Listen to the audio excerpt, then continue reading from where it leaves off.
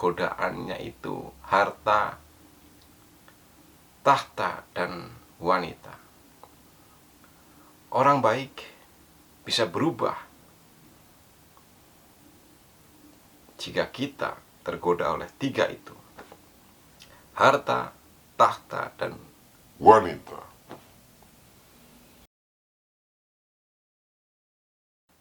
Assalamualaikum warahmatullahi wabarakatuh. Apa kabar teman-teman, terutama para pencinta Indonesia Rose Club? Jangan lupa saksikan ILC malam ini, 1 Desember 2020, yang akan mengangkat tema tentang OTT KPK, Menteri KKP Edi Prabowo. Itu tema utamanya, dan juga tentu ada OTT juga Wali Kota Cimahi. Tapi tema nanti malam, tadi saya lihat setelah OTT ekspor lobster, KPK masih bergigi. Nah, itu temanya kurang lebih seperti itu. Jadi seperti yang kita tahu bahwa minggu ini Menteri KKP Bapak Edi Prabowo kena OTT KPK di Bandara Soekarno-Hatta dan beberapa orang lain timnya karena dugaan korupsi atau suap mengenai kebijakan ekspor lobster benur, yaitu anak lobster. Ya, itulah kehidupan.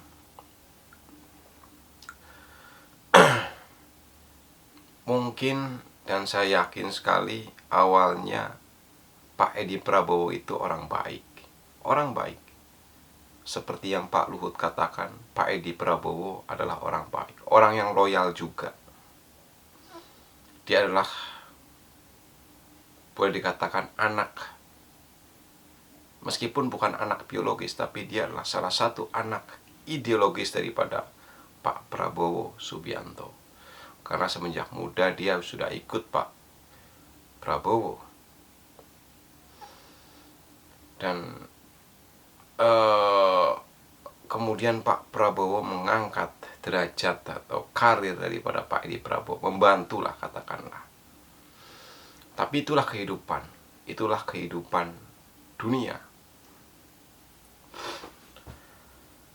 Seperti yang kita tahu bahwa dunia itu, atau buat para laki-laki, godaannya itu harta, tahta, dan wanita. Orang baik bisa berubah jika kita tergoda oleh tiga itu: harta, tahta, dan wanita. Ya, sorry to say, kita tetap harus berpegang kepada praduga tak bersalah. Tapi saya ingin menyikapi ini bahwa mungkin Pak Edi Prabowo sudah lulus daripada godaan wanita, godaan harta, tapi kemudian dia terjerumus, terjebak, atau terpeleset karena tahta. Gitu. Oh ya, juga harta.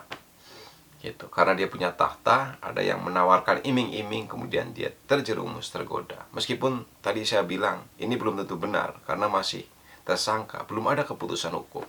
Tapi pelajarannya harus diambil adalah itu. Siapapun orangnya bisa berubah sifat, sikap. Karena tiga itu, terutama buat laki-laki: harta, tahta, dan wanita. Kita belum tahu orang itu baik atau enggak. Kita belum bisa mengatakan orang itu baik atau enggak seandainya orang itu belum pernah memegang jabatan.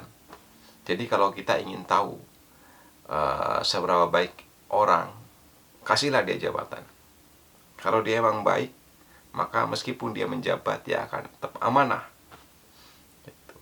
Banyak sekali orang baik ketika susah, tapi kemudian berubah ketika telah menjadi orang kaya, mempunyai jabatan, dan lain-lain. Itulah. Harta, tahta, dan wanita adalah ujian kita semua. Bukan cuma Pak Edi Prabowo, tapi kita semua.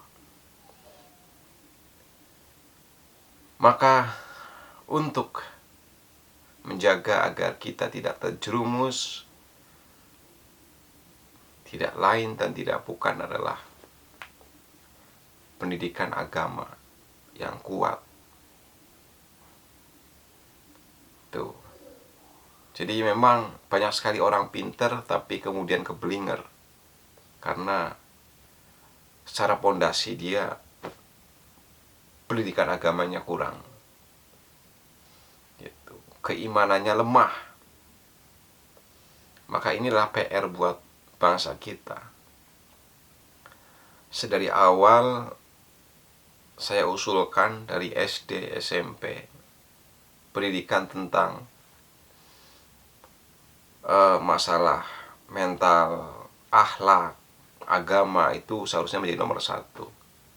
Karena percuma kita pintar, tapi kalau kita tidak punya akhlak yang baik, iman yang baik, pendidikan agama yang baik, sehingga kepintaran itu menjadi disalahgunakan.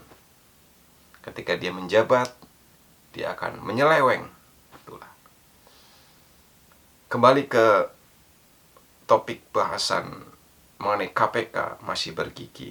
Ya, tentu masih. Meskipun seperti yang kita tahu, banyak juga kemarin undang-undang terbaru itu yang banyak sekali orang menganggap bahwa itulah salah satu pelemahan daripada KPK, undang-undang KPK yang baru itu.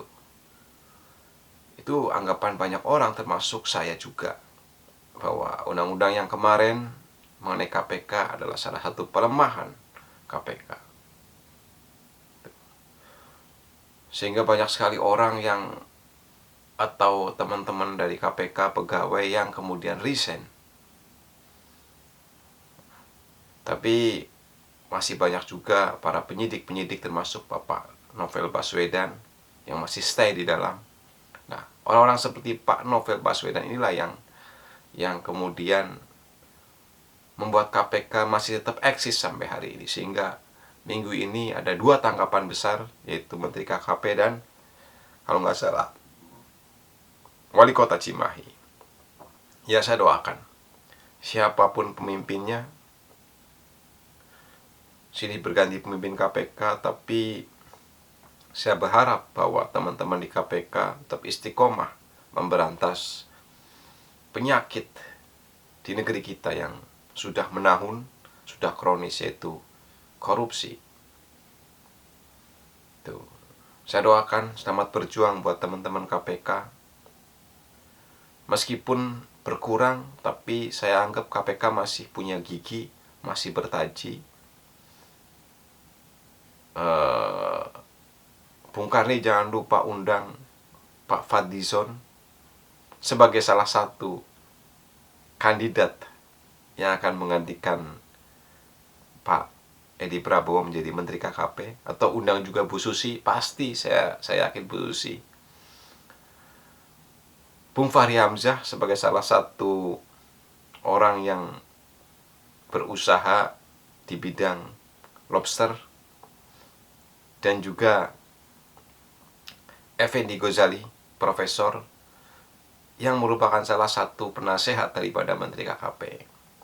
Ini adalah salah satu kegagalan beliau, dan saya lihat beliau juga sudah minta maaf sebagai tim penasehat. Seharusnya bisa menasihati Menteri KKP Pak Edi Prabowo untuk tidak terjerumus oleh hal seperti ini.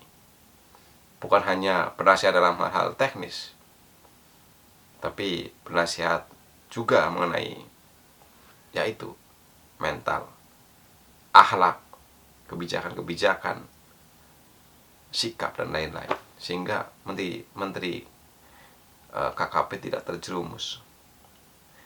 Ya, tentu ekspor lobster ini ada nilai positif dan negatifnya.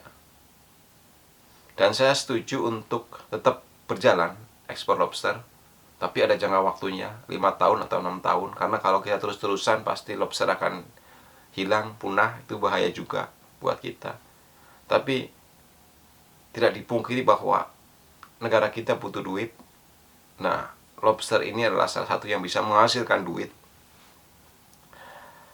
Ya, untuk sementara waktu ini mungkin bisa jalan, karena banyak juga nelayan yang akan diuntungkan, negara juga akan mendapatkan uang.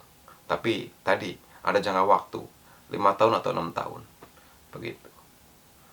Oke Bung Karni, terima kasih. Sehat selalu buat Bung Karni. Jangan lupa teman-teman, ILC, pencinta ILC, saksikan ILC nanti malam 1 Desember 2020 dengan tema yang tadi saya sudah sebutkan. Yaitu temanya, saya ulang lagi, saya baca, OTT suap ekspor lobster, KPK masih bergigi. Nah, itu harapan kita semua bahwa KPK akan tetap eksis, bergigi, dan bertaji. Jangan lupa subscribe. Assalamualaikum warahmatullahi wabarakatuh.